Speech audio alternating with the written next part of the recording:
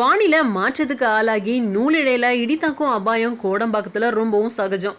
விழுந்தது இடியா இல்ல வேலைக்கே ஆகாத சீனி வெடியா அப்படின்றத நம்ம வெயிட் பண்ணி தான் பார்க்கணும். அப்படி ஒரு இடியோ வெடியோ விழுந்திருக்குது டைரக்டர் ஹரி மேல. விஜய் வீசியிருக்கிற அந்த டமால் சமாச்சாரம் தான் கோடம்பாக்கத்தோட இப்போ ஹாட் நியூஸே.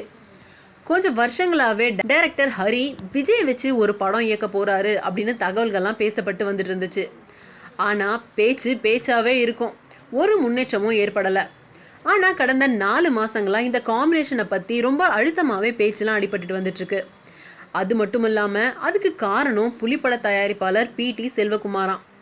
இவரும் ஹரியும் நல்ல ஃப்ரெண்ட்ஸ். இவங்க மூலமாக தான் காய் நகர்த்தப்பட்டதாகவும் பேச்சு வந்துட்டுருக்கு. இந்த விஷயம் கொஞ்சம் கொஞ்சமாக முன்னேற்றத்தை நோக்கி நடப்படும் போது தான் இந்த பொல்லாத வானிலை மாற்றம் ஏற்பட்டுச்சு. ஹரி அப்படின்ற பெயரை என் முன்னால் உச்சரிக்க கூடாது அப்படின்ற அளவுக்கு கோபமாகி கிடக்கிறாராம் விஜய். நடுவில் என்ன நடந்திருக்கும், ஏன் இந்த கோபம் அப்படின்னு இதை பற்றிலாம் தெளிவான பதில்கள் எதுவும் இன்னும் கிடைக்கல. நான் ஒன்றும் சும்மா டைரக்டர் இல்லை, அவர் என்ன சொல்கிறது, நான் சொல்கிறேன் விஜய் வேணாம் அப்படின்ற அளவுக்கு கொதி நிலைக்கு வந்திருக்காராம் ஹரி. விஷயம் பெருசாகிறதுக்குள்ள சீக்கிரமாக ஃபயர் இன்ஜினுக்கு ஃபோன் பண்ணி பதப்படுத்துங்கப்பா.